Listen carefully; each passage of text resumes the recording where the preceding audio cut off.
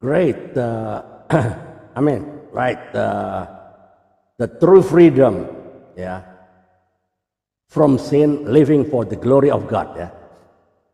Kemerdekaan sejati, bebas dari dosa, hidup untuk kemuliaan Tuhan, ya.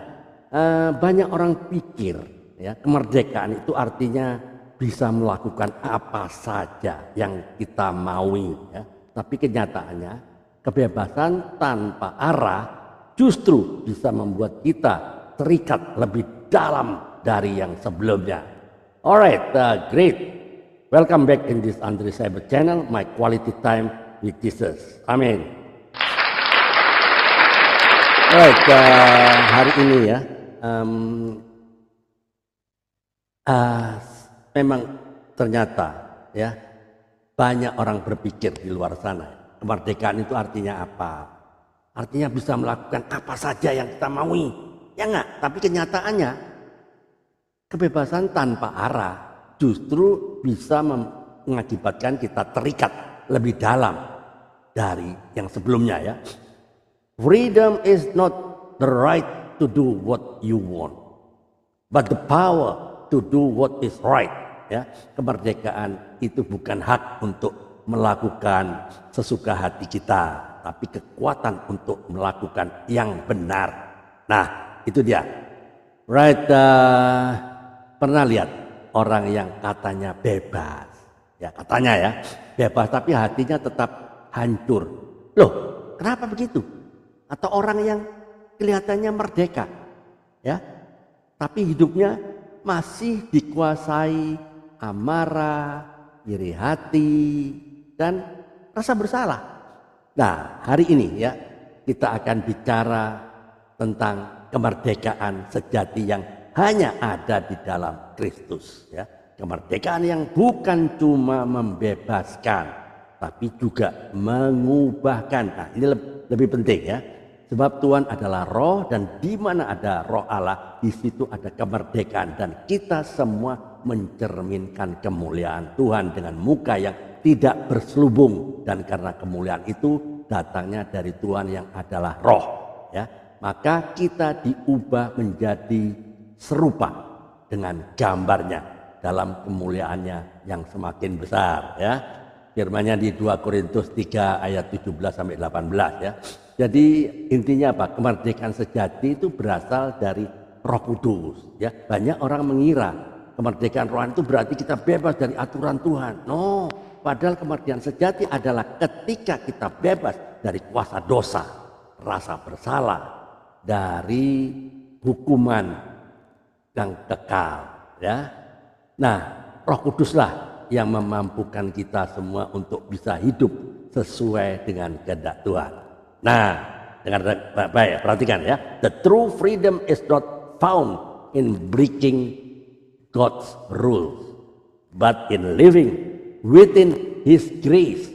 Ya, apa itu artinya? Kebebasan sejati tidak ditemukan dalam melanggar aturan Tuhan, tetapi dalam hidup dalam kasih karunia-Nya. Wow, keren ya.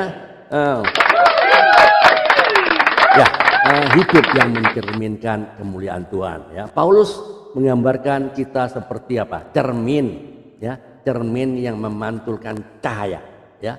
Saat kita hidup dekat dengan Tuhan, wajah rohani kita, ya, tidak lagi tertutup oleh selubung dosa atau apa? Kepura-puraan, munafik, sehingga orang itu, ya, orang lain itu bisa melihat Yesus lewat hidup kita. Jadi perubahan dari kemuliaan kepada kemuliaan. Pertumbuhan rohani itu proses, ya, bukan instan, ya, proses. Nggak ada instan, nggak ada, ya. Nah, Tuhan tidak hanya membebaskan kita, tapi juga mengubahkan, ya, langkah demi langkah, step by step, karakter demi karakter, ya. Bayangkan ya, seseorang yang baru keluar dari penjara. Pernah lihat kan bagaimana kelakuan orang yang keluar dari penjara? Dia bebas, memang bebas. Tapi kalau pikirannya masih terpenjara oleh kebencian, dendam, atau kebiasaan-kebiasaan buruk, apa itu? Ya, Anda tahu sendiri ya. Dia sebenarnya belum merdeka. Karena banyak orang Kristen sudah keluar dari penjara dosa lewat salib Kristus, tapi masih hidup seperti orang yang terikat. Masih bawa belenggu lama dalam pikiran dan hati. Jadi kemerdekaan sejati terjadi saat Roh Kudus menolong kita untuk melepaskan itu semua dan mulai hidup sebagai anak-anak Allah yang dibebaskan untuk memuliakannya. Itu. Jadi kemerdekaan sejati bukan bebas untuk melakukan dosa, bukan ya, tapi bebas dari kuasa dosa ya. Semakin kita memberi ruang ya. Memberi ruang bisa juga kompromi terhadap apa? Dosa ya. Kita harus memberi ruang bagi Roh Kudus, semakin kita diubahkan menjadi serupa dengan Kristus ya. Dunia akan melihat Kristus bukan dari kata-kata kita, tapi dari perubahan nyata dalam karakter dan sikap hidup kita ya. Freedom in Christ is not a ticket to sin, but the power to overcome sin. Nah, ini penting ya. Kebebasan di dalam Kristus bukanlah tiket menuju dosa ya. Ingat, tapi kekuatan untuk mengalahkan atau menghancurkan dosa. Ya, yang percaya boleh katakan amin. Ya, Tuhan, terima kasih untuk kemerdekaan sejati yang Engkau berikan melalui Roh Kudus. Bebaskan kami dari setiap belenggu dosa, kepahitan, dan ego. Ubah hidup kami dari kemuliaan kepada kemuliaan yang lain, sehingga dunia bisa melihat Engkau melalui kami. Di dalam nama Tuhan Yesus Kristus kami berdoa dan mengucap syukur. Semua boleh percaya, katakan amin ya. Alright, dengar baik-baik. Don't keep the cure to yourself ya.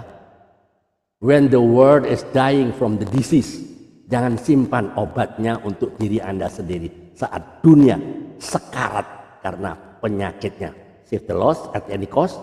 Selamatkan yang terhilang berapapun harganya.